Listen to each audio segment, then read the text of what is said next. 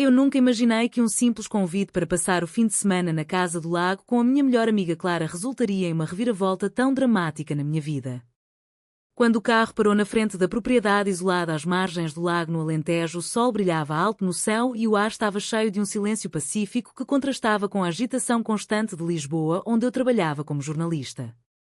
Clara ria enquanto descarregava as malas, falando animada sobre como aquele lugar era perfeito para esquecer as pressões do dia-a-dia no marketing. A casa de madeira com varanda sobre a água parecia um refúgio ideal, mas tudo mudou no momento em que a porta se abriu e Beatriz apareceu com uma mochila nas costas e um sorriso que me deixou sem ar.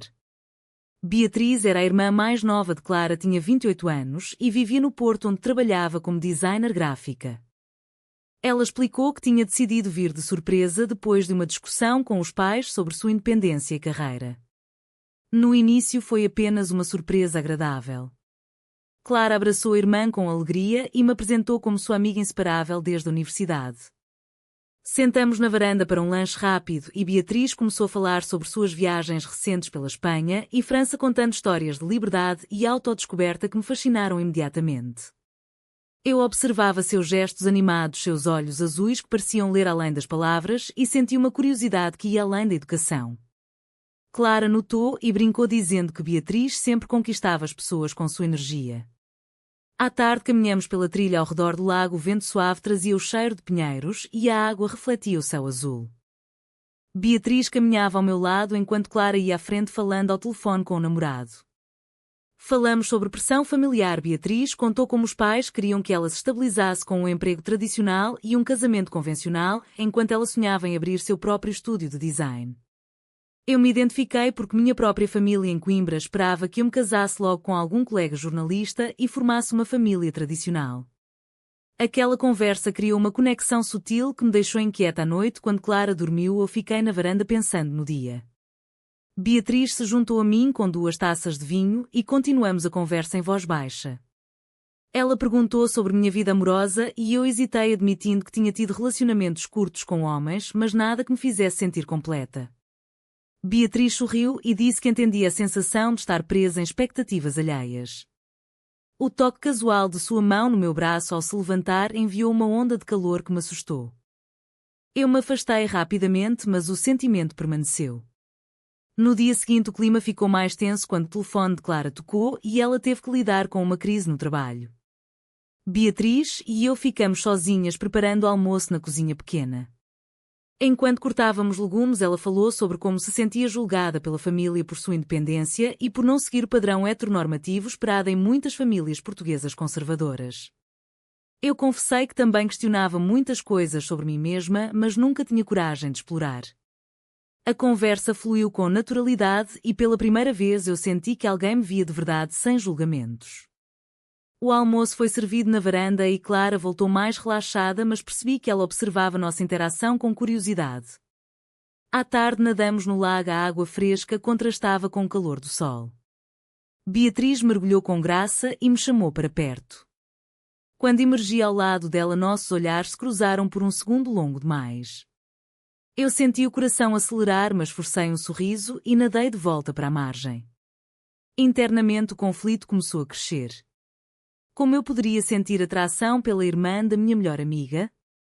A sociedade em Portugal ainda carregava resquícios de preconceito contra relacionamentos entre mulheres, especialmente em famílias tradicionais como a minha e a de Clara. Meus pais sempre falavam sobre netos e um genro respeitável. Trair a confiança de Clara parecia impensável, mas a presença de Beatriz estava despertando algo que eu tinha reprimido por anos.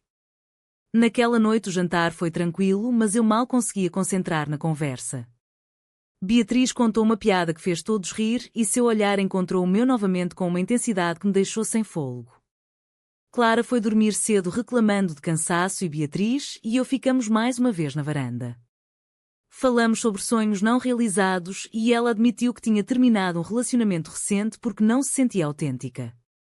Eu quis perguntar mais, mas o medo me parou. Quando nos despedimos, seu abraço durou um segundo a mais do que o normal. Deitada na cama, eu não conseguia dormir, conflito interno me consumia. A atração era real, mas o preço potencial era alto. E se Clara descobrisse? E se minha família soubesse? O lago parecia ecoar minhas dúvidas naquela noite silenciosa. O segundo dia amanheceu com uma névoa leve sobre o lago, mas o sol logo dissipou tudo, trazendo um calor que prometia mais momentos intensos. Clara acordou animada, propondo um passeio de barco alugado na pequena marina próxima. Beatriz concordou imediatamente e eu tentei manter a compostura apesar da ansiedade que crescia dentro de mim. No barco o vento bagunçava nossos cabelos e Beatriz se sentou ao meu lado enquanto Clara pilotava com habilidade. Conversamos sobre a arte. Beatriz mostrou fotos de seus projetos no telefone e eu me peguei admirando não só o trabalho mas a paixão em sua voz. Ela perguntou sobre minha carreira como jornalista e eu contei sobre reportagens difíceis que tinha feito sobre desigualdades sociais em Portugal. Clara interveio contando histórias engraçadas da nossa época de faculdade, o que aliviou a tensão por um momento.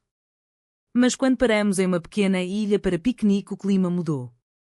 Clara recebeu uma ligação urgente do trabalho e se afastou para atender, deixando Beatriz e eu sozinhas. Sentadas na grama com sanduíches simples, Beatriz abriu o coração sobre sua luta para aceitar sua identidade. Ela confessou que tinha namorado mulheres no passado, mas escondia da família por medo de rejeição.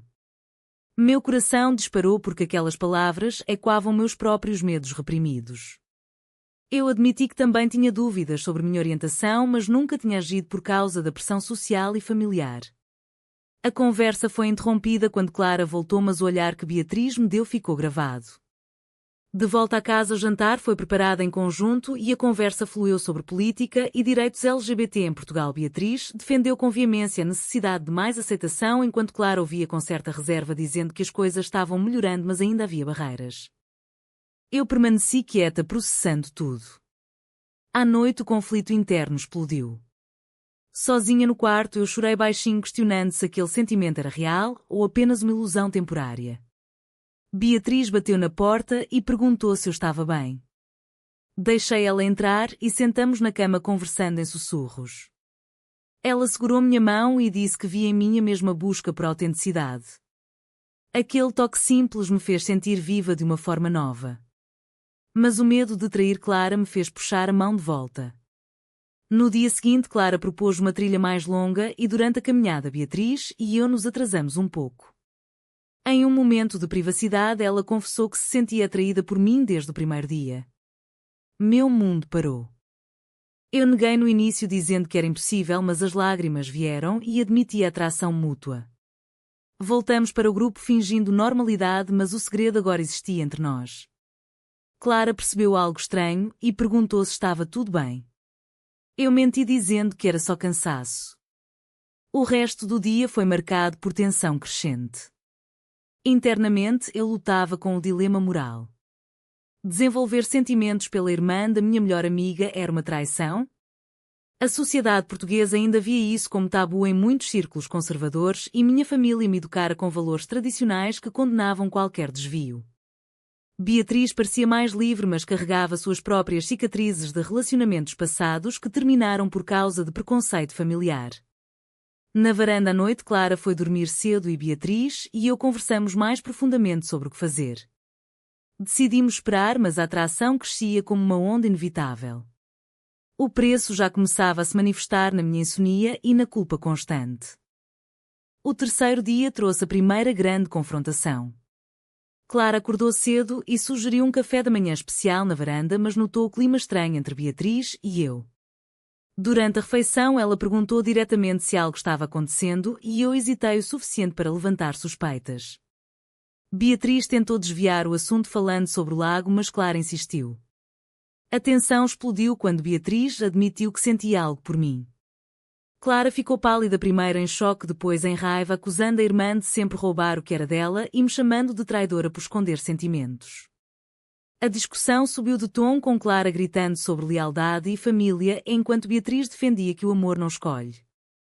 Eu fiquei paralisada entre as duas, tentando mediar, mas minhas palavras saíam fracas. Clara saiu batendo a porta e foi caminhar sozinha pelo lago.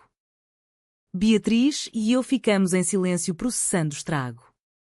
Eu chorei confessando que nunca quis machucar Clara, mas o sentimento era incontrolável. Beatriz me abraçou pela primeira vez de forma mais íntima e naquele momento nossos lábios se tocaram em um beijo suave que selou o inevitável. O beijo trouxe uma mistura de euforia e culpa profunda. Clara voltou horas depois com olhos vermelhos e exigiu explicações. A conversa virou um confronto direto onde ela listou todas as vezes que me apoiou na vida e agora se sentia traída pela própria irmã e pela melhor amiga.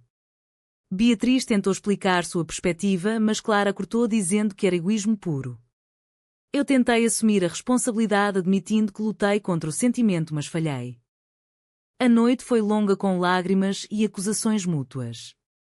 Internamente meu conflito atingiu o pico questionando se o amor justificava o dano causado à amizade de anos. No quarto, Beatriz e eu conversamos até tarde sobre o futuro incerto. Ela falou sobre sua própria jornada de aceitação e como a família deles era conservadora, especialmente a mãe que valorizava aparências acima de tudo. Eu compartilhei minhas próprias pressões dos pais em Coimbra que sonhavam com um casamento tradicional. O beijo se repetiu, mas agora carregado de peso. O dia seguinte trouxe mais revelações dolorosas quando Clara ligou para os pais contando parte da história, o que desencadeou uma avalanche de mensagens julgadoras. A pressão familiar começou a pesar sobre nós três de formas diferentes. Clara ameaçou cortar contato com Beatriz e comigo se não parássemos imediatamente.